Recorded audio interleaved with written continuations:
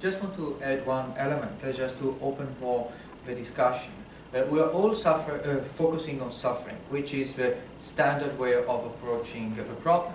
And in that way, however, we are not distinguishing, in my view, enough human beings from animals, because we all put to sleep at some point our pets when we think that the suffering is too much.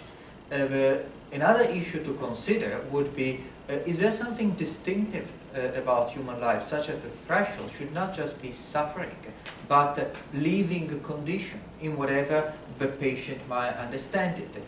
Traditionally, philosophers from the ancient world to the modern world are against any kind of termination of life. Of course, they were speaking about suicide in that case.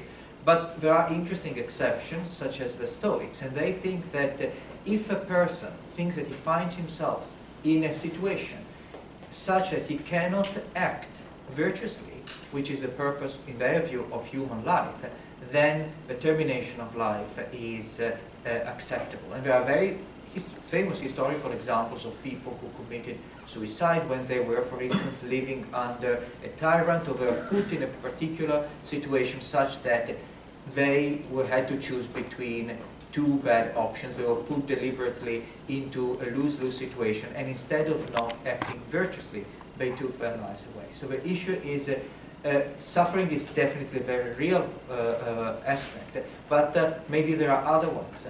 There might be conditions that take away the way in which a person wants to fulfill his life, or thinks his life is meaningful. Many people make reference to the fact that we are created by God, and that we cannot take our life away because God gave it to us. But the issue will be, well, God gave us not the life of a being, a human life, in which we can appreciate art, we can make art, we can think, we can listen to music, we can love. If those things, because of whatever situation we are taken away from us, is still a human life, do we still want to live or not? So that was just to bring kind of another angle into the problem. Do we have room for questions? Sure. We have 10 minutes more or less, isn't it? Sure. Do the debaters want to make final arguments, or were the final arguments made? Maybe take a few questions and let them conclude. Yes. Sorry. With time for the girl with the cat. Yes. Okay. Hi. So I just have a question. I feel like towards the beginning you were like talking about the morality of euthanasia and like why you think that it's wrong, but towards the end it kind of just turned into like you guys on the side. I don't know. I can't see the other side. I feel like towards the end you were kind of just like stuff for doubting the doctors, like doubting the patients. Like when you're saying like doctors will prescribe it because it's cost effective. I mean, you can say that about anything. Like, when they prescribe like a cancer treatment that's cost effective, like then you're just doubting the doctors. And also with the patients, I feel like if you're saying to a cancer patient, you know, you're allowed to refuse treatment because they are, which in essence is giving themselves a death sentence for the 3 months or 4 months that they give them to live, then why shouldn't they be able to say, you know, we want euthanasia, like to have a, what is it called? Physician-assisted suicide, which is the same thing. Our biggest problem with physician-assisted suicide, which I suppose is the fundamental part of the fundamental aspect of this debate, is that despite the consequences of the action, being that it relieves pain or something, the means to it is still immoral. Killing, no matter in any of its forms, is unconditionally bad. That is, I think, one of the highlights of the debate. So our position behind, despite the fact that the patient is given only 3 months to live, taking their life away, giving them the medicine to take that life, doing the act of killing is immorally wrong, despite the consequences that it has. We took a view on life that is not consequential. It doesn't matter about the circumstances, it's about the action. So the act of killing in our... Right, you took that view until you started saying how, like, the 66% people were doing it because of, like, who really cares if it's their decision, if it's their life. You let them make their decisions with every other aspect of their life. Why can't you give them that last decision? I'm saying what you're saying, I understand what you mean by the morality, and you're saying it's unconditional. But once you start bringing in, like, statistics, like 66% do it for their family and not for themselves, like, if we let them make their decision with regarding every other treatment that they've ever had, why shouldn't they be allowed to? Because those treatments are immoral.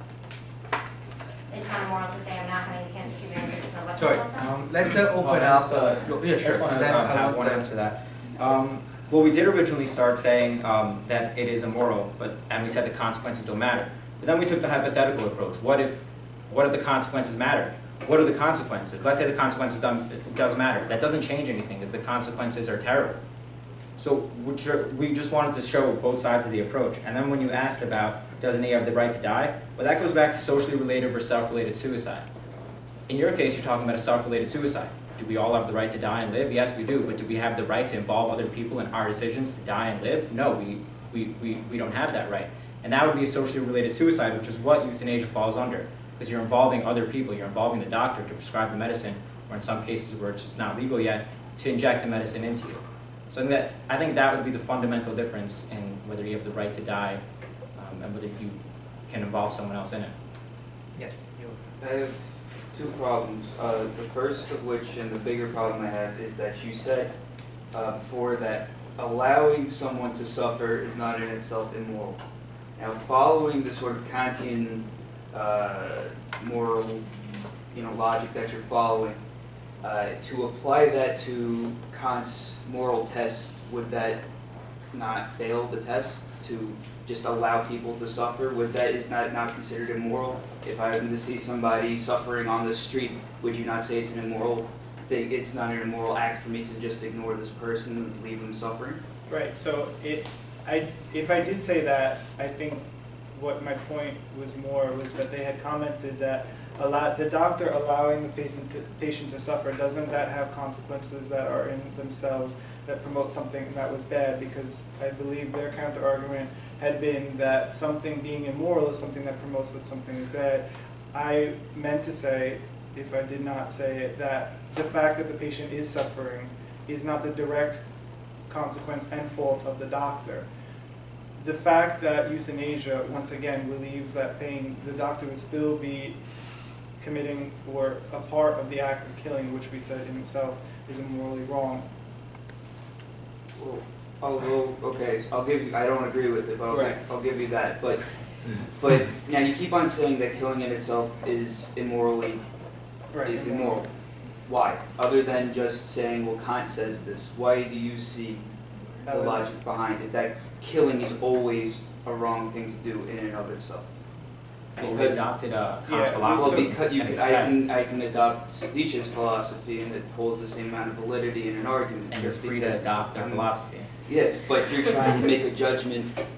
But they were Overall, trying- don't you think you should adopt a moral system that's a little bit more? That was our moral solution. That's a deeper question of what we should adopt. Sorry, this just to open up the debate is actually a huge issue in medical ethics, and I'm glad that you brought it up. And the issue is, should we simply decide for our own reasons to adopt a philosophical mindset or a religious one and then follow to its consequences, or should we actually do something more foundational and build a broader framework in which we can all discuss? So that is where the debate is about. They follow the idea that we can adopt a mind view and follow where it takes, and you're saying that, well, maybe we should open the debate. And that is actually one of the core debates that is happening now They in adopted the scholarship. Nietzschean, right? And they're So, adopting but the the, Nietzschean, that's true. the human condition was defined as the will Sorry, to. I just want everybody to have a chance to say something. I'll be around. I don't know whether you'll be around for some more. We can continue later. I'll be happy to continue later. Sorry, you wanted to ask a question, and you have to make your closing remarks. Yeah. I already asked them all my questions beforehand, so sorry if you feel me to pick on. Where is it? I had a concern where you guys bring up, towards the end of the debate, you bring up more statistics, more numbers, and more things like that in response to them saying there's 4 states that do legalize euthanasia. You say, well, most states don't. So that popular opinion allows us to decide, or gives us some clue as to how the nation is going to work, and probably gives us a very large clue to its popular opinion. But I have some concerns where that originally you dismiss any court or legal system as a means by which whether we determine whether euthanasia should be legalized. I actually believe that's your third response to that. Probably your third response. You dismiss that view, but you're very quick to bring back these legal systems, statuses, concerns, statistics, whatever the case may be. And I'm I believe I might have missed the point where we start using that evidence legitimately, or were you use, because that example seems to contradict your earlier, right, your unique claim. What was the rebuttal about? Yes, so just give me a second to find it. Where are you guys? Yeah, the court system does not reflect moral standing, Right. was your sentence. I might be missing like a word or two from it. But then you refer to, maybe not court systems, but legal systems and popular opinions as taken in by a legal system. And that seems to be problematic because in your general claim that you made on your own, unless you're citing, that seems to be inherently problematic. I think the first, and it was the third rebuttal, right, sorry. Yeah, that's about the third I think Sarah had said in self-defense, is killing morally wrong in self-defense, and that's when I had said that the act in and of itself is again still immoral, and that some people don't get convicted in court. Some people aren't convicted and thrown in jail in court because the legal system in that case does not correspond to the philosophical idea that we had adopted, which was a very Kantian idea. I suppose I should qualify that by saying that in our idea, or a very Kantian idea, the fact that the court says that that person was not wrong is a wrong decision in and of itself because the person was wrong to kill. I had cited later Cesare Beccaria because he had said that the summation of the laws in a society is, in his view, equal to the rights, or I had it somewhere. The laws are the summation of the rights of a man in society, and it is therefore, he said, unthinkable that any one person be given the ability or the right to take a life of another person. I had said that he was writing in response to the death penalty in his time in the 18th century, but I said that it had been applicable to our discussion because of his idea that the legislative body in a society is a good reflection of what the moralities of the society itself. And the fact that 46 out of 50 states said that is illegal. Okay, sorry, we have only time for the closing remarks, and then we can continue, of course, afterwards. Who starts? You, okay. I guess I'd like to close by saying that there are two ways to look at life, essentially. The first being that everything is inherently bad, unless it's been proven to be good. And the other, and that is a more archaic belief, which has since more or less been retired as it evolved into the idea of everything is essentially good, unless it's been proven bad. And we see that through the evolution of man being seen as bad versus good. And I think that there are elements of euthanasia that can be considered good. And we've named a lot of these arguments throughout our debate, such as the fact that this now allows the person to die with dignity, or that it puts him out of his pain and suffering, which would then be a means for considering euthanasia moral, if it eliminates his pain and suffering, as well as promoting happiness. And I think that we all can value what it means to be good, and we all want good in life. And I think that by that extension, euthanasia can be seen as good also. I'd also just like to add that the underlying goal of euthanasia is to eliminate pain, and I feel like we can all agree that that's a good thing. Whether or not the enforcement of euthanasia is good or bad, or can be just or unjust, is a different conversation, I feel like. But euthanasia itself, I feel like, is a good thing. Wow. Okay. So what I do agree with is that all the means they cited is ending suffering good. Yes. Is giving the patient the right to die good. Yes. But what we have to ask is, can immoral means justify a moral end? Can killing, which we've established according to our side of the argument, is fundamentally wrong, cannot be used to justify ending a patient's life to omit suffering. And that's not something we can live with. Whether the consequences are good, the act in itself is bad. And like we said, what if we forget about the consequences? What if we forget that consequences don't matter and we say they do matter? Well, what are the consequences? If we say euthanasia is morally ethical today, what about what it would lead to? Can we agree, or don't we all disagree that that is morally unethical? So whichever way you go, it doesn't seem like we can let euthanasia be legal or let it be done.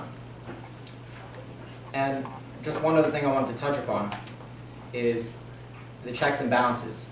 You read for us the Oregon state law, and I don't know about you, but for a topic that we've been spending an hour debating, that was 4 sentences.